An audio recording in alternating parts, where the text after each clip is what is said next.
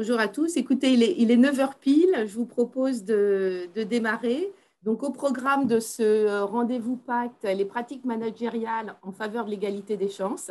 Donc, comme d'habitude, nous sommes sur un format court, 30 minutes d'intervention des experts et praticiens membres des entreprises engagées dans le pacte. Et puis, une demi-heure vraiment d'échanges et de questions-réponses. N'hésitez pas à user et à abuser du chat. On fera passer les questions, Sixtine les fera passer au fur et à mesure. Et puis, tout à l'heure, lors de l'échange, indiquez bien la main levée pour la prise de parole. Donc, j'ai la chance aujourd'hui d'avoir avec moi, donc, comme je disais, experts et praticiens. Donc, honneur aux dames avec Frédéric Granado, qui est la directrice RSE de Sanofi. Bonjour, bonjour à toutes et à tous. Ensuite, Christian Pansard, qui est responsable de la mission handicap chez Accor. Bonjour à toutes et à tous.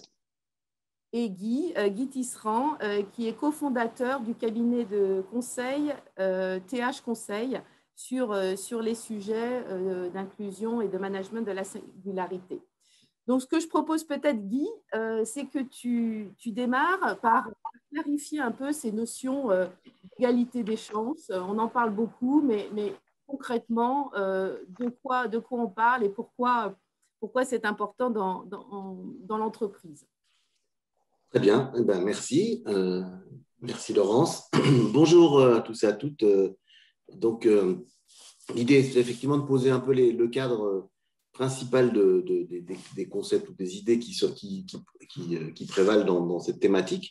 Donc, ce que je vais vous proposer, c'est de commencer. On est le matin, on va faire un petit exercice de gym pour commencer la matinée.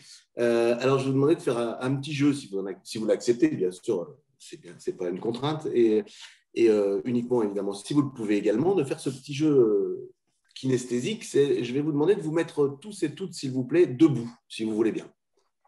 Enfin, si vous voulez pas. Ne le faites pas. Je vous propose de faire ça. Déjà, oui, pour comprendre, moi, je ne me mets pas debout pour une bonne et simple raison, pour celles et ceux qui ne me connaissent pas, c'est que je suis en fauteuil roulant. Donc, je ne peux pas me mettre je peux pas me mettre debout. Ouais. Alors, vous venez. N'hésitez pas, pardon Guy, n'hésitez pas à mettre votre caméra. Je pense que pour Guy, ça peut être intéressant aussi, afin de bien comprendre de quoi il va parler. Voilà. Bien. OK. Voilà, c'est un peu exercice musculaire le matin et tout, donc c'est bien. Et donc, je vais vous demander d'imaginer que vous venez d'être téléporté sur une planète sur laquelle, à part vous, la totalité de la population mondiale est en fauteuil roulant. OK ? En fait, vous êtes atteint d'une maladie génétique hyper rare qui s'appelle l'antifauteuilite aiguë. Vous ne pouvez pas vous mettre en fauteuil roulant, en fait. Et vous êtes en recherche d'emploi. Et vous postulez donc dans mon entreprise, dont moi je suis le dirigeant, le RH, enfin, le recruteur, disons la personne en charge qui a le pouvoir de vous dire oui ou non. Voilà. Eh bien, je me permets de vous dire comme ça spontanément, et ne le prenez pas personnellement, c'est que vous êtes plutôt mal barré. En fait. Ça commence pour vous, parce que vous allez être dans un contexte dans lequel vous allez vous retrouver confronté à un certain nombre de freins de ma part, et de la vôtre d'ailleurs. Et donc, ça va être compliqué pour vous. Alors, je vous explique en quelques mots pourquoi, et je vais le faire de manière très synthétique, évidemment, compte tenu du temps qui est le nôtre.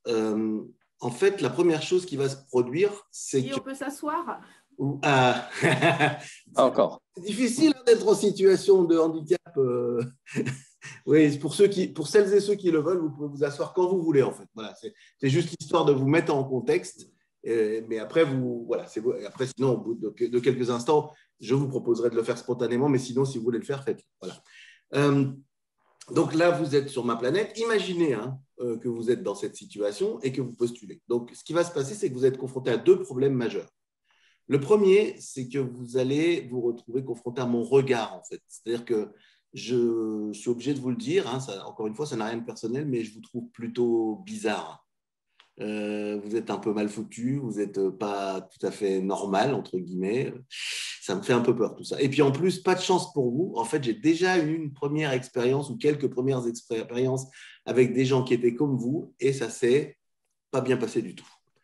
Et donc, par un phénomène assez naturel de généralisation, eh bien, ça va avoir fabriqué chez moi ce qu'on appelle des préjugés, des stéréotypes, et ça va déclencher du coup des biais décisionnels, c'est-à-dire que ma décision, mon comportement va être faussé par l'image que je me fais de vous, parce qu'elle a été construite, non pas en fonction de vous, puisque je ne vous ai encore jamais rencontré, mais en fonction des expériences passées que j'ai pu avoir. Bon, voilà, maintenant, allez-y, je vous en prie, asseyez-vous, parce que je ne veux pas non plus être qualifié ensuite de tortionnaire. Donc ça, c'est le premier problème auquel vous allez être confronté. Et donc, il s'avère que quand on veut vouloir être dans une démarche de non-discrimination, il va falloir être vigilant à ce premier thème qui est celui des préjugés qu'on va avoir, c'est-à-dire l'idée qu'on se fait de quelqu'un non pas en fonction de ce qu'il est, mais en fonction de ce qu'on imagine qu'il est, ou qu'elle est, évidemment. Et là, en l'occurrence, dans ma planète, je vous trouve pas très dans la norme et ça peut déclencher chez moi des inquiétudes, voire parfois de ce qu'on appellera aussi les stéréotypes, alors négatifs ou positifs. Parfois, on peut aussi avoir des surattentes, des préjugés positifs sur quelqu'un, mais ça aura quand même un effet négatif pour la bonne et simple raison que ce ne sera pas la personne telle qu'elle est qu'on attend, mais ce qu'on imagine qu'elle est. Et donc, on va la ranger dans des boîtes, on va la ranger dans des cases. Et en fait, c'est les caractéristiques qu'on affiche, qu'on affecte aux cases qui vont prendre le dessus sur la réalité de ce qu'est la personne. Alors, à titre d'exemple très rapide, moi, par exemple, dans les années 90, j'ai voulu devenir responsable j'ai postulé pour être manager d'une équipe d'une quinzaine de personnes et mon manager de l'époque m'a dit tu comprends, ça va être trop compliqué, tu ne vas pas pouvoir avoir ce poste parce que c'est un poste dans lequel il y a beaucoup de déplacements. Alors, je lui dis je ne comprends pas très bien pourquoi tu me dis ça. Il me dit tu es en fauteuil. Enfin, bon, il ne me l'a pas dit exactement comme ça, mais enfin, c'est ce que ça voulait dire. Et donc, étant en fauteuil, ça va être trop compliqué pour toi de te déplacer. Alors, heureusement, et je ne me suis pas trop présenté, mais je vais le faire un tout petit peu maintenant, heureusement, j'ai eu un contre-argument assez fort à lui proposer, c'est que j'étais sportif de haut niveau pendant une vingtaine d'années. J'ai participé 4 fois aux Jeux paralympiques, je suis allé à Séoul, Barcelone et Atlanta notamment, et dans plein d'autres pays pour faire des compétitions. Donc, j'ai argumenté en lui disant « Ah oui, mais là, je ne comprends pas trop ton raisonnement parce que tu comprends, si j'ai pu aller à Séoul et Barcelone, qu'est-ce qui m'empêche d'aller à Lille ou à Strasbourg ?» Du coup, évidemment, il a dit je crois que j'ai dit une bêtise. Donc, est-ce que je vais avoir le poste? Et j'ai pu avoir le poste. Parce que j'ai pu être en relation avec lui et du coup, lui donner un exemple de l'image qu'il avait de moi. Donc, on voit que l'une des premières problématiques qu'on va rencontrer dans le domaine de la non-discrimination, ça va être tout ce qui va tourner autour des stéréotypes, préjugés, biais. Je ne vais pas vous faire toute la déclinaison, on n'aura pas le temps, et puis vous connaissez probablement déjà la thématique. Mais ce qu'il faut avoir en tête de manière essentielle, c'est que de toute façon, nous, les êtres humains, on ne peut pas ne pas avoir de stéréotypes et de préjugés. C'est impossible, en fait. Notre cerveau, il est construit pour ranger dans des cases parce que c'est plus facile, parce que ça va plus vite, parce que c'est ce qu'on appelle des raccourcis cognitifs, etc. Et donc, de ce fait-là, si on se dit pour être non discriminant, il faut enlever tous les stéréotypes préjugés, c'est juste pas possible, en fait. Ce qu'il faut, c'est construire la vigilance sur la notion de biais décisionnel. Prendre conscience de nos stéréotypes pour éviter qu'ils génèrent chez nous des biais. Voilà. Donc, sur cet aspect-là, je n'irai pas beaucoup plus loin compte tenu du temps, et puis après, on pourra revenir sur les questions-réponses si vous le souhaitez. Mais je reviens sur ma planète. Le problème, c'est que non seulement vous allez être victime de mes biais, mais deuxièmement, il va se passer un autre élément qui est important, c'est que pour travailler dans mon environnement, dans ma planète, dans mon entreprise, sur cette planète, vous allez avoir besoin de quelque chose dont moi, je n'ai pas besoin. Alors, de quoi s'agit-il? Ça va être d'un siège, d'une chaise, enfin, quelque chose pour vous asseoir. Or, moi, je n'ai pas besoin de chaise, je suis déjà en fauteuil. Donc, dans ma planète à moi, il n'y a pas de chaise. Et donc, pour travailler, vous allez avoir besoin d'une chaise. Donc, il va falloir que j'adapte l'environnement de travail à vous. Et là, j'ai le choix entre vous et des tas de gens qui ont besoin de rien du tout, qui sont comme moi à l'extérieur. Comme ça, spontanément, d'après vous, je vais choisir qui? Les gens qui me ressemblent, en fait. Parce qu'ils ne vont déclencher chez moi aucun besoin spécifique. Et donc, ça, c'est la deuxième problématique majeure qu'on va rencontrer dans le cadre de tout ce qui est non-discrimination, égalité des chances, promotion de la diversité, ou ce que moi, je préfère appeler la singularité. C'est le fait de se dire, mais je vais devoir adapter l'environnement de travail, alors que si ça se trouve, je peux trouver dehors des tas de gens qui ont les compétences requises et qui ont besoin de rien. Donc, pourquoi je vais m'embêter à à adapter un environnement qui est standard, alors que finalement, il y a des tas de gens qui pourraient rentrer dans cet environnement et que vous, dans ma planète, vous ne pouvez pas. Finalement, je ne sais pas pourquoi j'irai vous chercher, vous, en fait, vous embauchez, vous. Alors, vous ressentez probablement un peu d'injustice, un peu d'exclusion, etc. Et donc, la question de fond, c'est comment on va faire pour me convaincre, comment vous allez faire pour me convaincre de vous embaucher quand même. La Sixtine, si tu veux bien, je vais te proposer que tu projettes la première diapo avec la petite formule. Si jamais tu peux la mettre en... Voilà, nickel. Voilà. En fait, on va s'apercevoir que finalement, la gestion de la diversité, au même titre que plus largement tout ce qui va être l'accompagnement du changement, va être soumis à une forme de formule qui est la suivante, E supérieur à RS plus R. En gros, pour qu'on puisse s'ouvrir à la diversité et être non discriminant, il va falloir que la somme des risques subjectifs et des risques objectifs qu'on a dans un recrutement soit inférieure aux enjeux qu'on a à recruter la personne. Dans ma planète, le risque subjectif auquel vous êtes soumis, c'est les stéréotypes et les préjugés, les biais décisionnels que je peux avoir vis-à-vis de vous. Ils sont subjectifs parce qu'en fait, je vous attribue ou je vous affecte des caractéristiques qui ne sont pas forcément les vôtres, en fait. C'est-à-dire elles sont le résultat des caractéristiques que je pose aux gens de votre catégorie, enfin que j'ai rangées dans votre catégorie. Donc, ces risques-là vont m'inquiéter, vont me freiner à vous ouvrir la porte en me disant, encore une fois, comme mon manager me disait, peut-être qu'elle ne pourra pas se déplacer normalement, ou que ça s'est mal passé une fois, donc ça se repassera mal une deuxième fois, etc. Donc, c'est le premier frein qu'on va rencontrer. Le deuxième, c'est le risque objectif, c'est-à-dire c'est la réalité de l'impact de votre singularité dans l'organisation du travail. C'est le besoin de chaise que vous avez sur ma planète, si je veux le formuler autrement. Mais on peut évidemment aller bien au-delà de tout ça. Donc, ce risque objectif, c'est la réalité de l'impact de la singularité dans l'organisation. Donc, la somme de ces deux risques, c'est ce qui va me pousser à ne pas faire. En revanche, ce qui va me pousser à faire, ce sont les enjeux, l'intérêt. Pourquoi aller faire une politique de diversité? Pourquoi s'ouvrir à des gens différents? Pourquoi sur ma planète vous prendre vous, alors que dehors, je pourrais avoir des tas de gens qui pourraient être compétents et en phase avec le poste et qui auraient besoin de rien? Alors, du coup, évidemment, il faut réfléchir aussi à cette notion d'enjeu. Donc, on n'aura pas le temps là de les lister tous, mais je vais en donner un ou deux pour illustration. Le premier, évidemment, il y a l'obligation légale de ne pas discriminer. Bon, ça, mais c'est peut-être un peu trop défensif. Il y a aussi des enjeux de nature beaucoup plus RSE, si on veut dire ça comme ça, comme par exemple la notion de promotion de l'égalité des chances, mais aussi l'ouverture à de nouveaux publics, l'attractivité de l'entreprise, la marque employeur. Il peut y avoir aussi la créativité, l'innovation. Par exemple, vous voyez ce téléphone portable, vous le voyez, et vous ne l'entendrez pas parce que je l'ai mis en mode vibreur. Et comme beaucoup de gens ne le savent peut-être pas, le vibreur a été inventé pour les personnes sourdes à l'origine. Voilà. Donc, il y a aussi des questions d'innovation, des questions de gestion des âges, des questions d'attractivité, etc.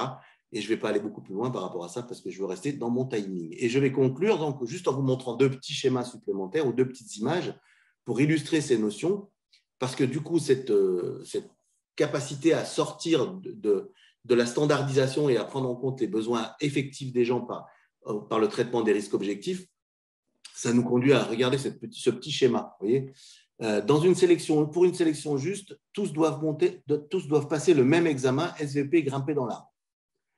Concrètement, ça veut dire que tout le monde n'a pas la même chance de pouvoir monter dans l'arbre, clairement. D'accord ? Et donc, l'idée, c'est de montrer que quand on veut travailler sur des notions de diversité, l'aspect purement égalitaire ou égalitariste n'est pas pertinent, en fait. On ne peut pas être dans l'égalité parce que, évidemment, on a des gens qui n'ont pas les mêmes besoins, les mêmes problématiques, la même histoire, la même culture, le même parcours.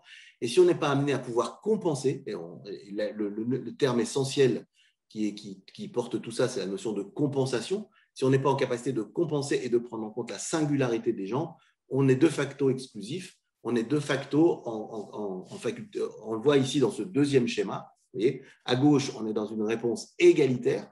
Donc, dans la réponse égalitaire, on voit qu'on exclut des gens. Le petit bonhomme à droite, il ne voit rien du tout du match. Au milieu, on est dans une logique d'équité. On est dans une logique où on va répondre de manière adaptée à des besoins spécifiques. Là, le petit bonhomme de droite, il voit le match et les deux autres aussi. Et dans la partie complètement à droite, on est dans un monde, enfin dans un environnement plutôt inclusif total, c'est-à-dire accessible à tous, dans lequel on a enlevé les barrières. Alors, on ne peut pas toujours enlever les barrières. Donc, la solution d'une politique de non-discrimination, elle passe à la fois par le fait d'être dans l'image de droite en enlevant toutes les barrières possibles, si on y arrive, mais aussi dans la possibilité individuellement et par groupe discriminé de pouvoir compenser la situation, enfin les conséquences d'une situation particulière, que ce soit d'ailleurs pour des gens qui viennent des quartiers, que ce soit pour des personnes handicapées, pour l'égalité femmes-hommes ou pour toute autre thématique qu'on pourrait mettre derrière les notions de non-discrimination. Je crois que je vais m'arrêter là pour pouvoir tenir dans le planning. Éventuellement, si on a le temps derrière, je montrerai la dernière diapo, mais pour l'instant, je vais m'arrêter là. Et puis, je pense que c'est Christian qui prend la parole ensuite. Si je me trompe. Peut-être, Guy, donc il y a deux demandes. D'abord, est-ce qu'on peut partager avec les participants tes 3 diapos? Est-ce que tu nous autorises? Oui, complètement. D'accord, donc oui, la réponse est oui. Voir la 4e, si j'ai mal dit. Oui, les 3-4 diapos. Donc, merci. Et tout à l'heure, j'avais vu une main levée. Peut-être c'était Sarah, non? Vous aviez une question? Ah non, pardon, je vois Caroline. Sarah ou Caroline? Caroline, à vous.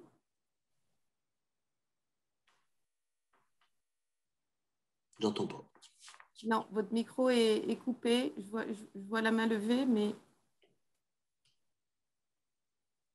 Bon, on ne vous entend pas, on pourra reprendre tout à l'heure. Donc, en tout cas, merci Guy. Je trouvais que c'était important de pouvoir poser le cadre dans lequel toutes ces questions-là et toutes vos actions aujourd'hui sont menées. Alors, c'est vrai que Christian Pansard a pu être accompagné par le cabinet TH Conseil. Donc, maintenant, à partir de tous ces concepts-là, comment se fait réellement la mise en pratique et notamment comment vous avez pu, vous, les décliner au sein d'Accor?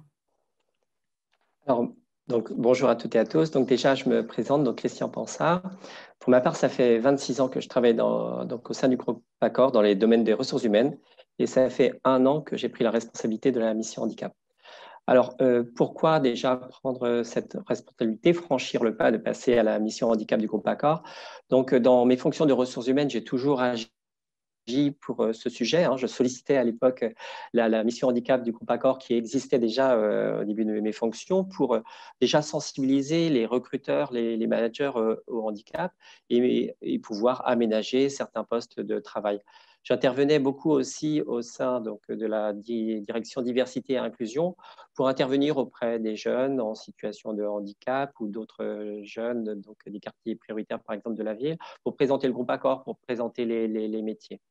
Voilà, donc ça s'est fait un petit peu naturellement, la bascule au niveau de la mission handicap, même si j'ai gardé donc, de l'autre côté des fonctions ressources humaines, parce que je pense que c'est important de ne pas s'isoler au sein de la mission handicap, mais garder le lien avec les équipes et j'apprécie plutôt cette situation.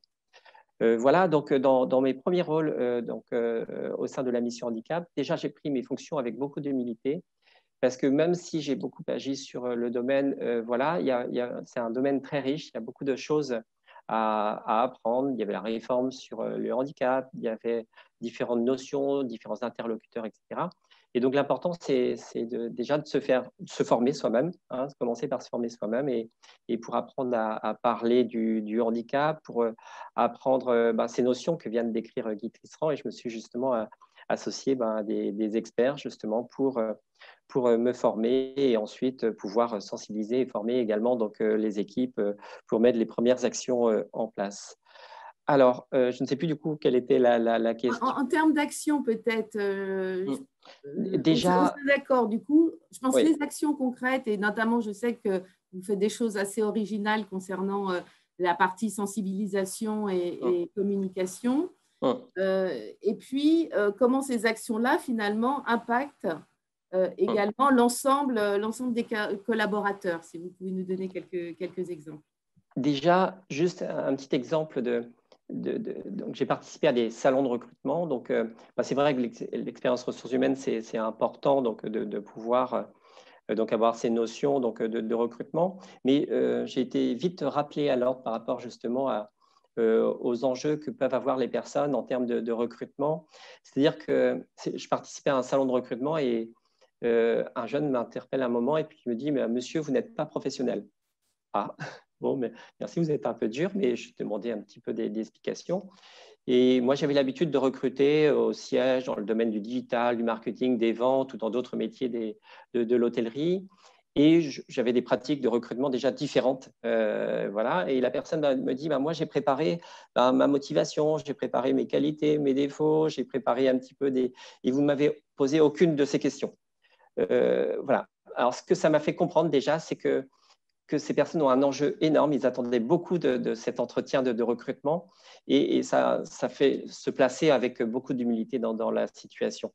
Voilà. Et au cours de ces entretiens de recrutement, on a beaucoup d'échanges avec des personnes qui sont la réalité de ce que peut décrire Guy Tisserand précédemment, c'est-à-dire qu'ils ne trouvent pas de travail. On voit que dans des parcours qu'ils peuvent avoir, à un moment, il y a une coupure, on se demande pourquoi, etc. Et après, pour une raison de santé, pour voilà, un handicap, on voit qu'après, ils n'arrivent plus à trouver du travail ou des CDD, etc. Donc, je disais à une personne, voilà, vous avez un super parcours. Et puis, voilà, là, vous avez travaillé dans tel organisme cette année-là. Ah oui, mais j'ai fait juste une journée dans toute l'année, donc dans le cadre du DUODED, découverte du métier. Ah oui, très bien. Voilà, l'année précédente, c'était une journée aussi de travail.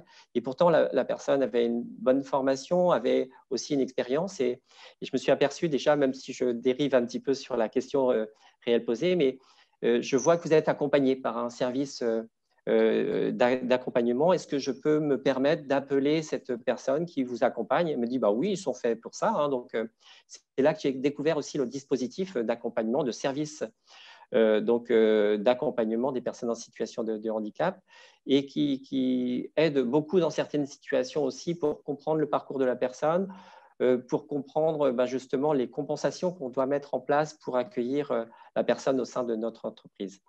Alors, sur les éléments de communication, c'est vrai, on a pris le parti au niveau du groupe Accor pour sensibiliser l'ensemble des collaborateurs dans le monde, donc de communiquer de façon un peu ludique, aussi pour dédramatiser le handicap. Et par exemple, on a communiqué de façon sous forme de bande dessinée. Donc, on a pris différents thèmes du handicap, on a illustré ça avec des bandes dessinées qui faisaient référence à nos hôtels, à nos sièges, voilà, au niveau du groupe. Et puis, on passait bien sûr des messages sur les différents sujets du handicap, sur les aménagements des postes de travail, sur les idées reçues, sur enfin, voilà, tous les sujets qui étaient évoqués aussi précédemment. On a fait des quiz aussi pour donc mesurer les compétences des personnes sur les sujets, enfin, de façon ludique également. Il n'y avait pas d'enjeu par rapport à ça. Et puis, nous avons demandé en retour à tous les collaborateurs du groupe de aussi faire des créations de bandes dessinées. Et on a eu des centaines donc, de témoignages au travers des dessins qu'ils ont pu réaliser, d'expériences vécues, soit personnellement, dans le milieu professionnel. Voilà. Et parallèlement, des personnes qui nous appelaient en disant merci de parler du handicap parce que moi, je suis confronté dans ma famille à une situation de handicap ou moi, je suis moi-même handicapé, etc. Donc, voilà, ça permettait de communiquer, de lever les barrières, un petit peu comme on se disait tout à l'heure sur le handicap. Et voilà. Et on continue à communiquer un petit peu de cette manière. Actuellement, on fait un challenge vidéo aussi avec des étudiants. Donc, on participe à un événement tous en scène et qui permet là de communiquer au travers de ces témoignages, donc au travers de vidéos. On participe aussi en ce moment où on crée des événements dont on était à l'initiative, un événement qui s'appelle la course ensemble, aussi pour se mettre en situation, même de collaborateurs en situation de handicap. Donc, voilà, en situation de non-voyance ou dans un fauteuil, ou partager des expériences avec des personnes en situation de handicap qui travaillent dans notre entreprise. Et donc, ça, c'est des expériences très riches. Donc, les personnes qui l'ont vécu, puisqu'on l'organise depuis 2018, cet événement, témoignent encore de ce qu'ils ont pu vivre et des personnes en situation de handicap qui avaient été intégrées dans nos organisations donc de travail pouvaient fédérer toute une équipe, créer un état d'esprit, une dynamique, voilà. Et ces freins que pouvait décrire Guy Tisserand au préalable se sont transformés en opportunités. Donc, je sais que les managers me disaient oui, mais on va recruter cette personne, j'ai même pas de budget, comment on va faire et tout ça. Donc, je dis on s'en fout. on l'embauche. Et elle me dit, c'est la meilleure chose que l'on ait pu faire, hein, justement, d'embaucher cette personne parce que ça a créé une émulation dans l'équipe. Tout le monde s'est soudé un petit peu et pour l'accueillir et puis pour travailler aussi avec cette personne. Et voilà, donc, et on continue comme ça à communiquer de façon permanente sur les sujets de handicap pour lever justement tous les stéréotypes. Christian, je crois d'ailleurs que ça a eu un effet que vous n'aviez peut-être pas imaginé, justement cette politique de sensibilisation et de communication. Je pense notamment aux collaborateurs qui se sont déclarés, qui ont révélé leur handicap dans l'entreprise. Tout à fait. Nous dire… Ouais. Alors, c'est vrai qu'on on fait pas parce qu'il peut y avoir des quotas, des obligations d'emploi, etc. On ne le fait pas pour ça. C'est nos valeurs, l'ADN du groupe, etc. Et si de nouvelles personnes se reconnaissent, franchissent le pas pour dire, j'ai une reconnaissance de travailleurs handicapés, c'est à la fois pour eux, parce que ils ont des besoins d'aménagement de postes, de compensation des postes de travail, mais ils gardaient ça pour eux, ils ne voulaient pas le dire par exemple à leur manager, avec des a priori qu'ils peuvent avoir aussi de leur côté en disant, si je le déclare, peut-être que mon manager, va mettre des freins aussi à mon évolution de carrière ou d'autres choses. Ils peuvent avoir, une fois qu'on a communiqué tout ça, lever les a priori, dialoguer avec les managers, former les managers également, eh bien, les personnes ont pu nous transmettre des reconnaissances qu'ils pouvaient avoir ou faire les démarches pour avoir une reconnaissance. Ça a permis aussi de lever des ambiguïtés au niveau des personnes qui avaient des besoins d'aménagement et qui se manifestaient par des retards des fois ou des absences certains jours et qui étaient perçus par le manager comme un manque de motivation, un manque d'engagement. Et le fait de se déclarer, de dialoguer avec ça, a fluidifié les relations de travail et ont permis donc à la personne de continuer son évolution et sa progression au sein du service. Donc, c'est vrai qu'on a eu énormément de nouvelles reconnaissances. Donc, on a eu 15 nouvelles reconnaissances à force d'aller, donc même dans les hôtels, dans les sièges, donc parler du handicap. Et voilà. Et c'est dans une période pas facile en 2020, puisque le groupe Accor, l'hôtellerie est très impacté par la crise sanitaire. Mais voilà, on sent que toute cette communication que l'on peut faire, cette sensibilisation, ces formations, apportent quelque chose, dans un premier temps, aux personnes concernées. Merci, Christian. Je vais passer la parole à Frédéric Granado. Je sais que là aussi, Frédéric, la question des préjugés et des biais qu'évoquait Guy Tisserand est quelque chose auquel vous êtes particulièrement vigilante. Vous pouvez nous dire 2 mots sur ce que vous avez pu mettre en place chez Sanofi? Oui, bien sûr. Alors, moi, je suis Frédéric Granado, je m'occupe de la RSE chez Sanofi depuis 2 ans et demi maintenant en France. Et précédemment, j'ai fait une grande partie de ma carrière dans la communication. Alors, sur mon profil, j'ai eu la chance, moi, de vivre et d'être élevée dans des environnements extrêmement mixtes et avec une grande mixité sociale. Et je me suis rendu compte souvent que mes collègues, mes camarades, mes amis avaient plus de difficultés souvent pour s'intégrer, pour trouver des jobs, etc., que moi-même. Et c'est pour ça aussi que quand j'ai rejoint mes fonctions donc en janvier 2019, le groupe venait de rejoindre l'initiative Pacte. Et pour moi, ça avait beaucoup de sens par rapport à mon propre parcours. Alors, Pacte, c'est un élément essentiel pour nous pour aller vers une plus grande diversité des profils dans l'entreprise. Je m'explique. Aujourd'hui, pour les entreprises, la diversité, c'est certes la promotion de l'égalité des chances, qui est évident par rapport à des objectifs de cohésion nationale, mais également c'est un élément essentiel de la performance économique des entreprises. C'est-à-dire qu'on se rend compte que toutes les études montrent que des entreprises qui sont plus diverses, parce que sans doute plus innovatrices d'ailleurs, ont des performances qui sont de l'ordre de 10 à 15% plus importantes que les autres. Je pense que c'est un élément essentiel qu'on doit avoir en tête quand on est une entreprise. Alors, Pacte nous a permis en fait d'améliorer justement cette diversité en commençant par le début, c'est-à-dire par le fait de se connaître et par le mentorat. Et donc, ce qui a été important, c'est que dans l'initiative Pacte, dans la sensibilisation des jeunes justement à l'entreprise, il y a un élément d'accompagnement par les collaborateurs et les collaboratrices de l'entreprise de jeunes des quartiers prioritaires de la ville pour leur faire prendre confiance en eux, pour leur ouvrir aussi le champ des possibles, pour lutter contre ce fameux déterminisme social. Et aujourd'hui, chez Sanofi, nous avons augmenté de plus de 3 fois le nombre de parrains-marraines depuis 2 ans et demi maintenant, et ils trouvent une très grande satisfaction de part et d'autre d'ailleurs.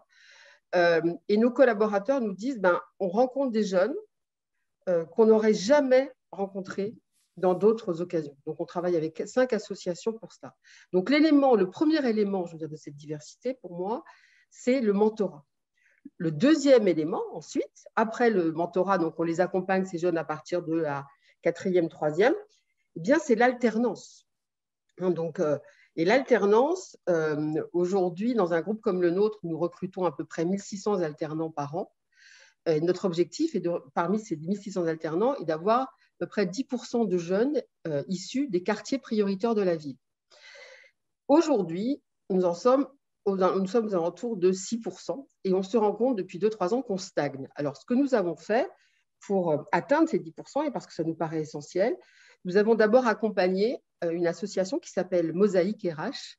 Et Mosaïque RH a créé, avec nous et d'autres groupes, une plateforme qui s'appelle Diversifier vos talents.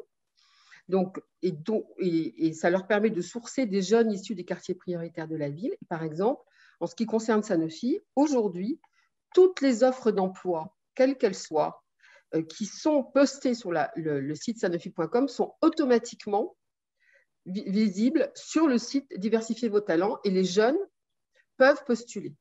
Donc ça, c'était la première étape qui nous a permis d'améliorer les choses. Puis on s'est rendu compte quand même qu'on n'arrivait pas à avoir le nombre de jeunes qu'on voulait pour diversifier les profils. Et donc, nous venons de lancer, alors c'est en cours d'ailleurs, un événement qui s'appelle Place d'Avenir, où nous allons dans 7 villes, dans les quartiers, rencontrer des jeunes, proposer des alternances, présenter nos métiers. Donc, nous avons des recruteurs de l'entreprise qui sont présents. Nous avons des cadres et des collaborateurs de l'entreprise qui sont là également pour présenter nos métiers. Et donc, hier, c'était à Lyon. La semaine dernière, il y avait Gentilly, Longjumeau. On a démarré à Paris. La semaine prochaine, ce sera à Évreux et à Rouen. Et ce qui est intéressant, c'est que les premiers retours de personnes qui recrutent chez nous, c'est de dire ces jeunes-là, on ne les aurait jamais rencontrés, même au travers des plateformes. Et ils ont trouvé des profils tout à fait intéressants. Et d'ailleurs, on a pu satisfaire l'ensemble des offres à ce jour que nous avions mis à disposition. Et donc, on voit bien donc, le mentorat, l'alternance, donc ça nous permet de mieux nous connaître, de connaître des profils différents, des personnes de cultures différentes, et puis on arrive ensuite au recrutement. Et donc ça se fait, je dirais, assez naturellement ensuite. C'est-à-dire que quand vous avez un profil, une personne à recruter, de ce fait, comme vous connaîtrez mieux différentes cultures, vous ouvrirez votre champ des possibles. Hein, c'est ce que disait tout à l'heure d'ailleurs Gilles, c'est sinon vous reproduisez. Si vous ne connaissez pas l'autre, vous reproduisez des schémas et on pense tous qu'on n'a pas de stéréotypes, mais enfin, comme vous l'avez très très bien dit tout à l'heure, on en a plein. Et donc l'idée, c'est au fur et à mesure de s'apprivoiser, de se connaître, d'apprendre à vivre ensemble et de voir que chacun apporte des facultés d'innovation très, très importantes pour l'entreprise. Donc, ce qu'on a essayé de mettre en place et ce qu'on essaie de plus en plus de mettre en place, c'est ce continuum entre mentorat, alternance et recrutement diversité. Et c'est pour l'ensemble de la diversité. Vous parliez tout à l'heure des profils plus divers, vous parliez tout à l'heure également des personnes en situation de handicap. Ça fait partie de la dynamique Pacte chez nous, puisqu'on a intégré, moi, dans le comité de pilotage, le comité de projet que je pilote tous les mois, j'ai la personne en charge de la mission handicap également, qui participe à ce comité. Donc, on regarde toutes les possibilités d'alternance, qu'elles soient pour les jeunes des quartiers prioritaires de la ville, des zones de revitalisation rurale ou pour les jeunes en situation de handicap. Voilà en 2 mots ce qu'on essaie modestement de faire. Hein, vous voyez, c'est vraiment work in progress, c'est-à-dire qu'on apprend progressivement. Et puis, il y a une chose ce qui me paraît également intéressant, c'est c'est non seulement ça, c'est des stéréotypes qu'on a vis-à-vis de gens d'autres cultures, du handicap, comme vous le disiez tout à l'heure, et puis également, on a aussi un certain nombre d'idées préconçues sur les jeunes. Par exemple, on pense que les jeunes, ils sont partout sur tous les réseaux sociaux, par exemple, et qu'il suffit qu'on mette une annonce pour que tout à coup, tout le monde réponde. Ben non, ce n'est pas vrai. Ça ne passe pas comme ça. Donc, on apprend aussi progressivement à mieux communiquer ensemble. Voilà, pour toujours encore améliorer l'innovation dans l'entreprise et donc, au final, améliorer aussi la performance de l'entreprise. Voilà ce que je voulais partager avec vous et je serais ravie de répondre aux questions que vous pouvez vous poser. Merci Frédéric pour ce témoignage. Alors, je vois des mains. J'ai vu la main levée de Sarah Bendeka et de Caroline Schild. Donc, si vos micros fonctionnent, allez-y. Et puis, j'aimerais bien ensuite peut-être que Guy aussi réagisse à ce qu'il a entendu. Mais on va prendre quelques questions. Alors, Caroline ? Non, c'est peut-être des fausses manipulations. Est-ce qu'il y en a qui ont des questions ?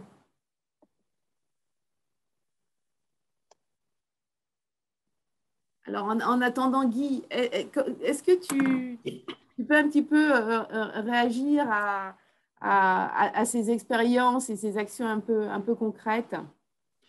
Oui, alors en fait, ce qu'il faut avoir en tête, c'est que les trois principes, en gros, de la formule de tout à l'heure, après, c'est la déclinaison opérationnelle. On dit souvent le diable se niche dans les détails, et donc c'est la déclinaison opérationnelle qui n'est pas forcément évidente. Et ça veut dire qu'il faut, en gros, pouvoir prendre à peu près chacun des termes et le décliner opérationnellement avec un nombre d'actions assez important. Donc, Christian disait tout à l'heure, enfin, il évoquait tout à l'heure les axes de communication, sensibilisation, mais aussi de recrutement. Et Frédéric aussi évoquait les aspects recrutement. Je voudrais peut-être juste, du coup, réagir en expliquant qu'il faut, bon, évidemment, travailler sur les représentations et sur la perception que les gens peuvent avoir des biais. Donc, en fait, qu'on conscientise la notion de biais. En fait, la problématique, c'est que des stéréotypes, des préjugés, tout le monde en a.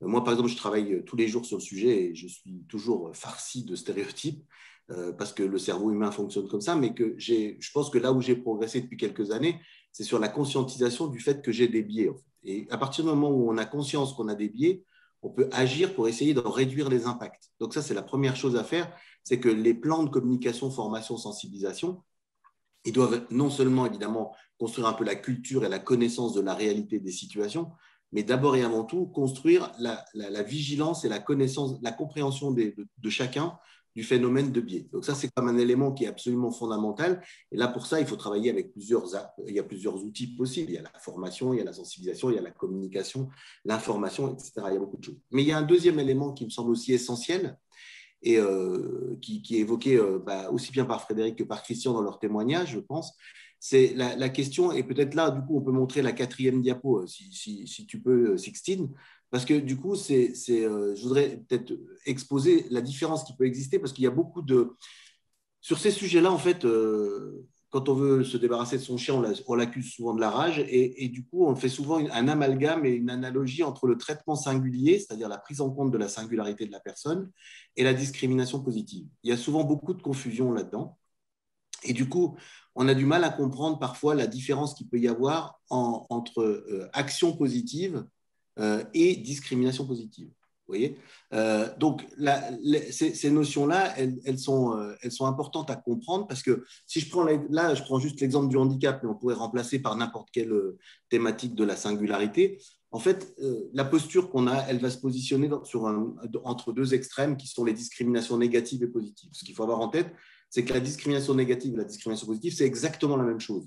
La seule différence qu'il y a, c'est que la discrimination négative, c'est la discrimination d'une minorité de population, et la discrimination positive, c'est la discrimination d'une majorité de population. Par exemple, quand je vais faire de la discrimination positive, ça veut dire que je vais favoriser une catégorie par rapport à une autre, et donc ça veut dire que l'autre catégorie va être négativement discriminée. Donc finalement, c'est les deux faces de la même pièce. Et donc il faut comprendre que, d'abord, c'est interdit, hein, et on peut le synthétiser en disant, par exemple, la discrimination négative, ça va être « je ne te recrute pas parce que tu es handicapé ». Ou alors à l'inverse, la discrimination positive, ça va être je te recrute parce que tu es handicapé. Il n'est pas question de recruter quelqu'un parce qu'il est handicapé, qu'il est une femme, qu'il est juif, qu'il est noir, qu'il est issu des quartiers, etc. En revanche, ce qu'il faut, c'est prendre en compte en quoi cette particularité va induire quelque chose de spécifique qu'il va falloir prendre en compte. Et c'est là où on va rentrer dans des logiques dites d'équité.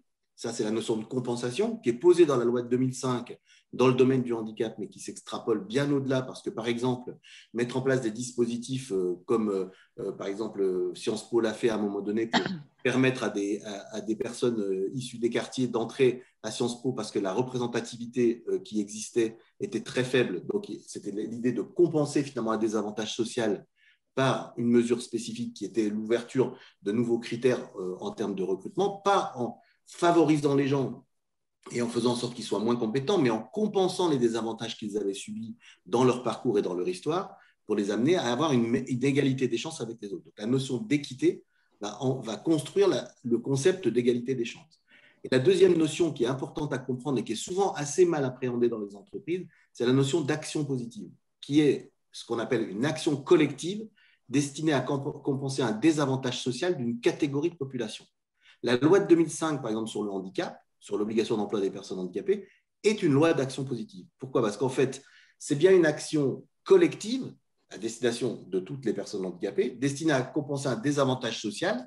Le taux de chômage des personnes handicapées est 2 fois supérieur à la moyenne nationale d'un groupe de population, les personnes handicapées. Si jamais on avait un taux de chômage identique ou similaire entre les personnes handicapées et celles qui ne le sont pas, le fait d'avoir une obligation d'emploi deviendrait un dispositif de discrimination positive.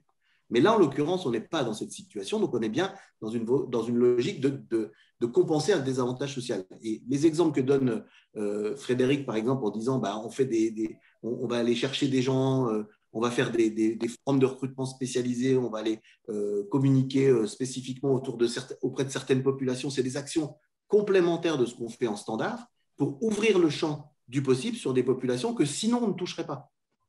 Et si on veut pouvoir les toucher, on ne peut pas juste se permettre de dire « allez-y, venez, on n'est pas fermé ». Non, ça ne suffit pas. Il faut faire de l'action positive. Et c'est ce que fait aussi actuellement, notamment dans le cadre de l'ouverture du Pullman Christian et puis plus globalement Accor dans sa politique, c'est de mettre en place des dispositifs de sourcing. Ça peut être des forums spécialisés, ça peut être du recours à des prestataires qui vont aider à faire ça, etc.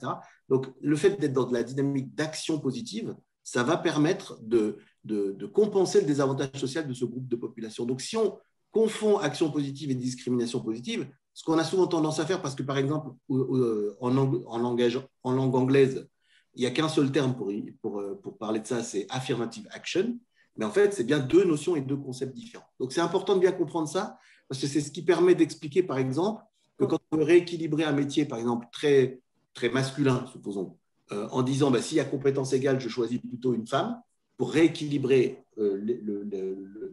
la population, ça c'est de l'action positive parce qu'on reste à compétences similaires ou égales, évidemment. Il ne s'agit pas de prendre quelqu'un qui n'a pas les compétences. Donc c'est important de comprendre ça parce que c'est ce qui permet de construire des actions par rapport à tout ça. Voilà. C'était ça que je voulais préciser. Oui, merci. Je pense qu'on a bien compris que la discrimination, qu'elle soit positive ou négative, n'est pas une démarche qui permet de mener une action efficace, compréhensible par l'ensemble des parties prenantes. En fait. Non, parce qu'en fait, quand on est dans la discrimination positive, ça veut dire que c'est la singularité de la personne qui s'essentialise et qui devient la définition de la personne. C'est-à-dire que c'est ça qui va devenir le critère de choix.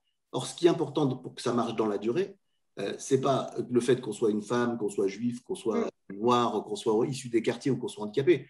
C'est que l'intégration dans l'entreprise se passe dans les bonnes conditions avec des compétences qui sont en face. Sauf que il peut y avoir des phénomènes externes, des phénomènes indirects qui fabriquent un décalage entre la perception qu'on a de la personne et la réalité. Donc, en fait, l'idée, c'est de reconstruire ça, pas en recrutant les gens parce qu'ils appartiennent à telle ou telle catégorie, mais je le formule un peu, c'est un peu brut, mais c'est juste pour le dire, mais bien qu'ils soient de cette catégorie. C'est-à-dire que le fait qu'ils soient dans cette catégorie ne soit pas un critère à partir du moment où on a compensé, on a pris en compte les besoins spécifiques de l'individu. Et ça, c'est quand même quelque chose d'extrêmement important à comprendre si on veut pouvoir faire bouger les lignes là-dessus. Je vois quelques questions dans le chat. Nadège, si votre micro fonctionne, vous pouvez peut-être la poser. Donc, comment… Sixtine, tu veux y aller? Oui, donc, Madame Bissot, je demandais comment mesurez-vous le fait que vos recrutés sont issus des quartiers prioritaires et est-ce que vous utilisez les adresses a posteriori ou est-ce que vous les sondez, vous sondez vos recrutés? Alors, on le fait grâce à Impact Partenaire, je dois dire, puisque pour Pacte, ce que nous avons fait, c'est qu'il s'agisse de la partie formée donc, pour les alternants ou qu'il s'agisse également des achats, on a fourni des adresses anonymisées à Impact Partenaire, qui est un outil extrêmement performant, qui permet d'identifier, donc de nous dire, en fonction effectivement des adresses, le pourcentage des personnes qui sont issues des quartiers prioritaires ou qui sont issues des zones de revitalisation rurale. Parce qu'on regarde également cet élément-là. Vous savez que dans les zones de revitalisation rurale, qui ne sont pas considérées dans les quartiers prioritaires de la ville, il y a également des difficultés d'accès à un certain nombre de postes. Donc, on fait ça avec Impact Partenaire. Je vous les conseille, ils sont très bons.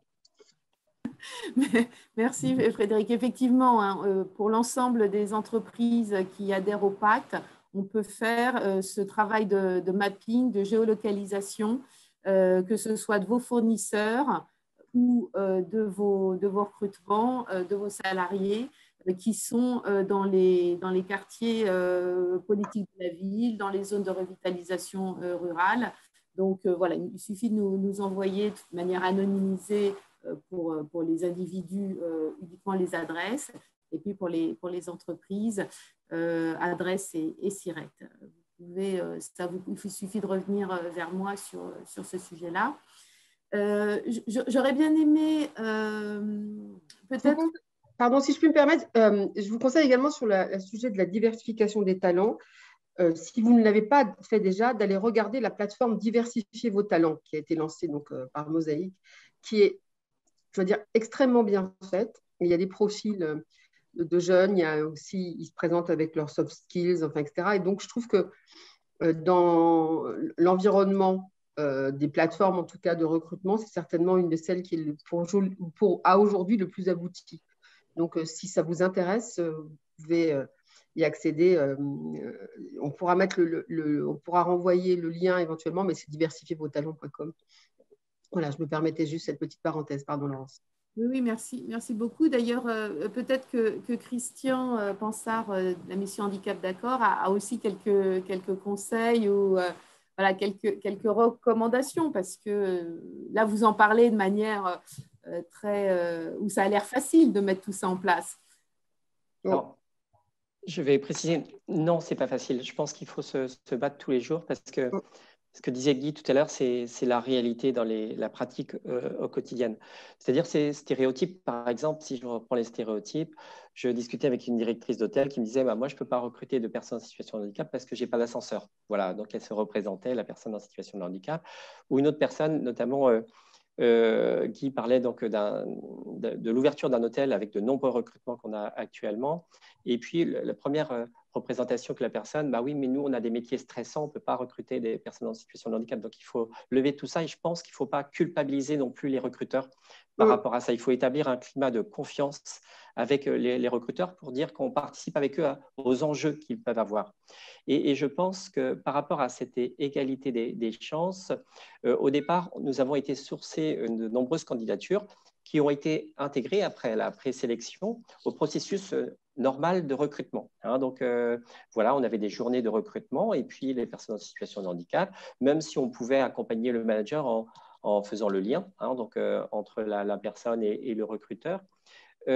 Avec les entretiens de recrutement tels qu'ils sont faits, les personnes n'ont aucune chance d'être recrutées. Donc, pourquoi? Parce qu'ils ne vont pas arriver à se vendre. Voilà, ils vont pas, on fait des mises en situation ou d'autres choses. Peut-être que certaines situations, les personnes ne pourront pas être recrutées. Donc là, on se pose certaines questions, notamment avec ce que pouvaient me dire certains recruteurs qui me disent moi, j'ai 3 personnes à recruter. Donc, j'ai un point de vente énorme, c'est un restaurant de 300 couverts. et je vois la personne que j'ai eue en entretien. Si je recrute cette personne, donc elle ne va pas être donc à l'aise, peut-être va être en situation de stress parce que c'était un handicap avec des troubles psychologiques. Hein, donc, et puis moi, je vais être en difficulté donc, de par mon travail. Hein, donc, et je pense qu'à un moment, il faut inverser le sujet hein, par rapport à cette égalité des chances et se dire, ben voilà, on a intégré les personnes, on a recruté et confirmé un certain nombre de recrutements, hein, donc par rapport aux compétences, les personnes ont été intégrées, mais à un moment, on doit donner la chance supplémentaire à la personne, le coup de pouce supplémentaire. Hein, et peut-être se dire, ben voilà, on va vous prendre une quatrième personne, hein, donc cette personne qui sera moins en situation de stress et qui va pouvoir fournir des services aux clients hein, supplémentaires, etc., qui va être intégré et participer à fédérer l'équipe autour de ces enjeux. Hein. À un moment, pour certaines situations, hein, parce que la personne n'arrive pas à trouver du travail, etc., voilà, on va donner le coup de pouce supplémentaire justement pour permettre à cette personne d'intégrer l'entreprise et de continuer à l'accompagner pour mettre tous les aménagements donc, nécessaires voilà, pour qu'elle soit bien intégrée au sein de l'entreprise. Voilà. Autrement, j'avais une réflexion aussi d'une personne qui me disait, bah, et ça revient aussi à ce que tu disais, Guy, voilà, c'est vrai que la personne me disait, bah, dans les aménagements de poste, elle ne doit travailler que le matin, alors que les services proposaient un service du matin, des fois du soir, des fois de la nuit. Et donc, le reste de l'équipe ne va pas comprendre si on aménage le poste, etc. Et donc, là, je pouvais indiquer qu'au travers de formations de toute l'équipe, etc., bon, pour expliquer la compensation du handicap que l'on va mettre en place et qui va permettre à la personne de s'épanouir et là aussi de rétablir l'égalité des chances. Voilà. Au niveau des pratiques aussi que l'on a pu faire, ben c'est vrai qu'on a créé des interfaces aussi entre notre site de recrutement et les sites spécialisés comme la GFIP, comme handicap.fr. Hein, donc, tous les offres du groupe Accor et les recruteurs peuvent recevoir les candidatures provenant de ces sites. Et voilà, et on met de nombreuses actions en place au quotidien pour… ben voilà. Mais ce n'est pas facile. Hein. Je veux dire qu'on apprend aussi au fur et à mesure. Hein. Donc, voilà. Et je pense aussi qu'on crée une relation avec les managers, avec les recruteurs de confiance. Et puis, on continue au quotidien à travailler avec eux pour ben voilà, leur dire ben maintenant j'ai d'autres candidatures, on va pouvoir les étudier. Et je pense que cette confiance font qu'ils sont proactifs. Après, ils n'ont pas peur. Avec cette formule que tu décrivais tout à l'heure, ils n'ont pas peur, etc. Et du coup, ils vont participer parce qu'ils savent qu'on va tenir compte des enjeux qu'il y a donc, dans l'entreprise. Et je pense aussi que le sujet, par exemple, du handicap est porté au plus haut niveau donc, de l'entreprise, et ça, c'est important, du COMEX. Et je pense que c'est primordial hein, donc, pour l'entreprise de porter ce sujet et montrer que, voilà, que la politique vise à, je veux dire, favoriser. Hein, donc, et le mot favoriser, je sais que Guy ne l'aimait pas forcément, hein, donc, mais rétablir cette égalité des chances et voilà, y en faire à chaque fois beaucoup plus. Oui, juste, je rebondis. Oui, juste pour dire, favoriser, j'aime pas trop parce que en fait, ça donne le sentiment qu'on est dans un traitement de faveur. Ouais. On va plutôt vers la discrimination positive, alors qu'on est plutôt dans la logique de compensation d'un désavantage. On n'est pas dans l'avantage, on est dans la compensation du désavantage. C'est un petit peu pour ça que ce terme, j'essaye. Moi, mon point de vue, c'est que j'essaye de le prohiber un peu parce que quand je favorise quelqu'un, ça donne tout de suite le sentiment que c'est un traitement de faveur, et ça rejoint ce que disait Christian et qui est extrêmement important. C'est la pédagogie de la singularité à faire auprès des collectifs de travail. Parce que la problématique qui se pose, c'est quand je fais différemment pour quelqu'un, assez spontanément, on va penser que c'est un traitement de faveur. Vous savez, nous, les êtres humains, on est très favorables à l'équité quand c'est pour nous, en fait. Et quand c'est pour les autres, on est très favorables à l'égalité. Donc, du coup, c'est important de pouvoir l'expliquer. Parce que tant que ce n'est pas expliqué, ça peut tout de suite être perçu comme un traitement différencié favorable et non pas comme une compensation de désavantage. Donc, il faut expliquer le désavantage et la compensation mise en œuvre de telle manière que l'environnement social, le corps social, le collectif de travail, etc., considère que la spécificité ou la singularité de la réponse, en matière de compensation par exemple, c'est quelque chose de juste. C'est la question de la justice et de l'équité qui est absolument essentielle. Et expliquer la différence entre égalité et équité, par exemple, c'est fondamental. Mais c'est aussi très important pour des choses très, très opérationnelles. Je racontais une anecdote d'une action de sensibilisation qu'on a faite un jour dans un collectif de travail dans lequel il y avait une personne autiste. Et les gens, voilà, il y a eu une sensibilisation qui a été faite, etc. Et à un moment donné, les gens nous disent, mais la personne qui faisait la sensibilisation dit, vous savez, les personnes autistes, parfois, alors ce n'est pas une généralité, il faut faire attention, mais l'une des caractéristiques, c'est que l'interaction sociale est rendue plus spécifique et que donc, forcément, ce n'est pas obligé que la personne ait toujours envie d'aller déjeuner avec ses collègues le midi, par exemple. Et donc, sachant que dans ce collectif, ils proposaient tout le temps à leurs stagiaires, il était stagiaire qui était autiste, d'aller déjeuner avec. Et en séance, la personne en question dit « Ah oui, mais moi je m'en fous, ça m'énerve d'aller manger avec eux. » Et il dit ça devant tout le monde, en fait. Donc évidemment, si la personne dit ça et que ce n'est pas expliqué, les gens vont dire « Mais qu'est-ce que c'est que ce malotru, quoi ?» Et donc l'idée, ça a été de leur expliquer « Non, mais prenez ça comme… » une information, ce n'est pas qu'il vous en veut ou qu'il a une attitude désagréable avec vous, c'est juste que c'est comme ça. Il est codé, il est dans cet état d'esprit.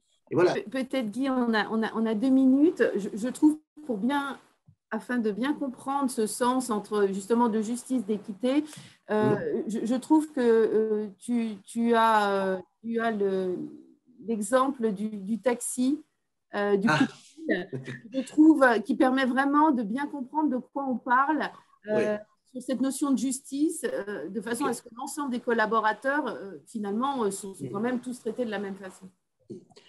Alors, tous traités de la même façon avec leur singularité.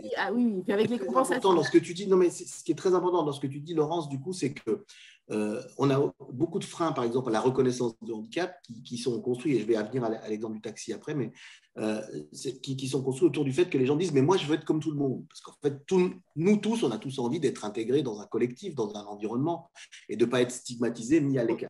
Donc, on veut être comme tout le monde. Ce qui est important de comprendre, c'est est-ce que être comme tout le monde, c'est être comme tout le monde étant identique, ou est-ce que c'est être comme tout le monde étant singulier? Vous voyez, en disant être comme tout le monde, on peut dire une chose et son contraire.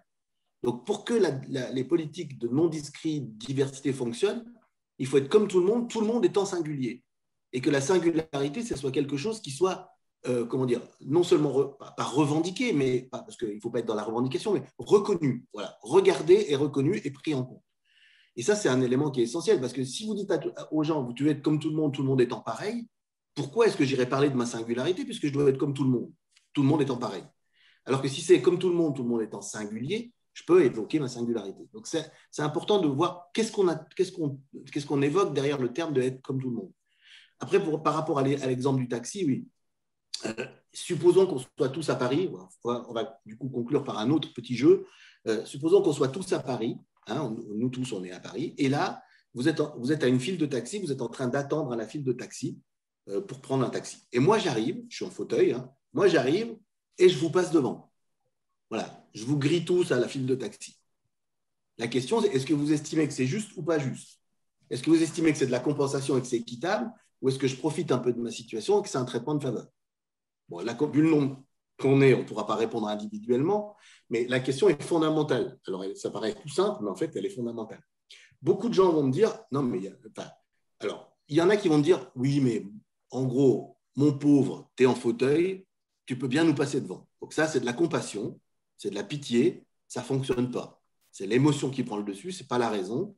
Et donc, du coup, ça me réduit à ma situation de handicap et ce n'est pas une bonne alternative. Donc ça, c'est il faut mieux éviter de réduire la personne à sa singularité ou à son handicap, en gros, en l'occurrence, et de lui dire, tu as le droit à tout puisque tu es handicapé. Non, tu as le droit à la compensation des conséquences du handicap. Donc, dans cette situation, si je vous passe devant, est-ce une compensation ou est-ce que c'est un traitement de faveur? Donc là, sachant que je peux prendre n'importe quel taxi, évidemment, je n'ai pas besoin d'attendre un véhicule particulier, je peux monter dans n'importe quel taxi, que je vais aussi vite que vous à monter dans le taxi et que même si on se balade dans la rue ensemble, il n'est pas exclu que j'aille plus vite que vous. Voilà. Donc, on va se dire, comme ça, spontanément, du coup, c'est un traitement de faveur si tu nous passes devant. Et c'est un petit peu plus compliqué que ça. C'est bien une compensation et c'est bien équitable que je vous passe devant, et je vais vous expliquer pourquoi. C'est parce qu'entre vous et moi, il y a une différence majeure, c'est que vous avez le choix d'une alternative en prenant les transports en commun parisiens, et notamment les métros, alors que moi, je ne peux pas. Parce que les métros parisiens ne sont pas accessibles aux personnes en fauteuil roulant. Donc, à Paris, si je vous passe devant, c'est de la compensation. Et à Lyon, si je vous passe devant, parce qu'à Lyon, tous les transports en commun étant accessibles, j'ai le même choix que vous. Donc, la question de la compensation, c'est le rétablissement du non-choix de la personne. C'est le rétablissement de l'égalité des chances du fait d'un non-choix de la personne. Ce n'est pas parce que je n'ai pas envie, c'est parce que je n'ai pas le choix, je n'ai pas d'alternative. Donc, c'est vraiment un point essentiel. Et c'est cette non-alternative qu'il est important de communiquer et d'informer auprès de l'environnement professionnel, parce que sinon, les gens ne comprennent pas cette notion. Quand je pose la question de est-ce que j'ai le droit, est-ce que c'est juste que je vous passe devant ou pas au taxi, la plupart du temps, statistiquement, les 60% des gens, une fois que j'ai dit que je pouvais prendre n'importe quel taxi, et ça, 60% des gens qui me disent bah, c'est pas juste, pourquoi tu nous passes devant, 20% des gens qui disent j'en sais rien du tout, 10% des gens qui disent c'est de la compensation, tu dois nous passer devant parce que quand même, t'en bats assez, donc il faut que tu as droit en gros à tout, ce qui n'est pas une réponse adaptée, et environ une personne sur 10 qui dit c'est parce que tu n'as pas le choix. Donc on voit bien que ce n'est pas si simple que ça d'appréhender ça, et donc cette compréhension de la notion de mon choix est vraiment fondamentale. Merci Christian, Guy, pardon. Guy, je pense qu'on va terminer sur ces sujets habilités. Je tenais en tout cas à vous remercier tous, évidemment Guy, Monsieur Pansard et Frédéric Granado. Juste pour information, on aura un prochain rendez-vous PAC le 6 juillet sur les questions d'apprentissage et les nouvelles opportunités liées à l'évolution notamment de la réglementation. Bonne journée à tous et puis à bientôt. Et puis merci encore. Merci. Donc, je vous fais suivre les diaporamas dans la newsletter PAC. À bientôt. Merci. Merci. Au revoir. Au revoir.